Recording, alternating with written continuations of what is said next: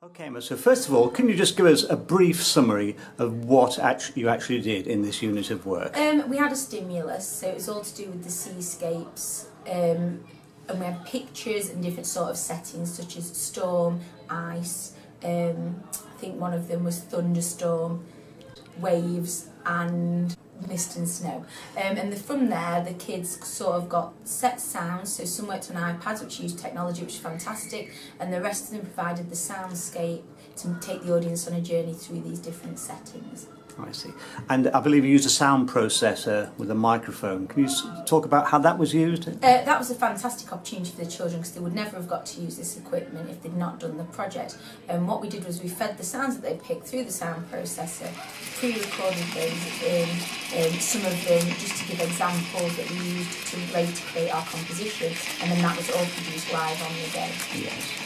And then you recorded these sounds, and how did you go about assembling those in compositions? We used GarageBand because that's a component that we use throughout 7, 8 and 9 at this school, and the pupils had little sound files that they could access, and they ordered them on GarageBand and used that as a graphics score. Yes.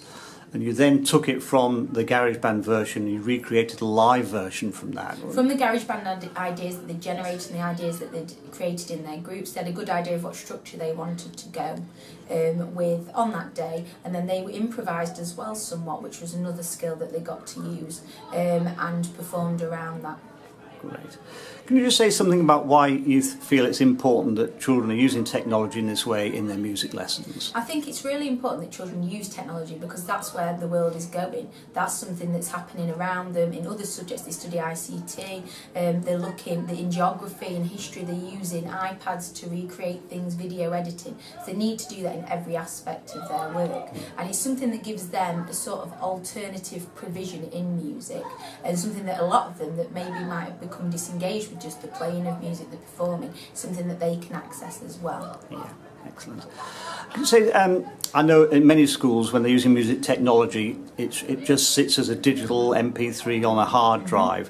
Why do you think it was important that the children took it that one stage further and used the technology in live performance? As part of the B-Tech, which is the next step up, they have to be able to translate compositions they've made on GarageBand and be able to put that in a format that could be produced by live performers. So being able to see that transferable skill from using technology into performance is doable, and how they would go about that process is really going to set them up for the future. Yes. And you worked with Music in the Round on this project, who provided the opportunities for a live performance in a public venue. How important a dimension was that for you and your students? Massively important, because the pupils need to see outside of this school and see what's happening, because I think they become very insular and they become what's happening just in this school. Whereas to go and perform amongst professional musicians in a professional environment, it's made a massive impact with the children.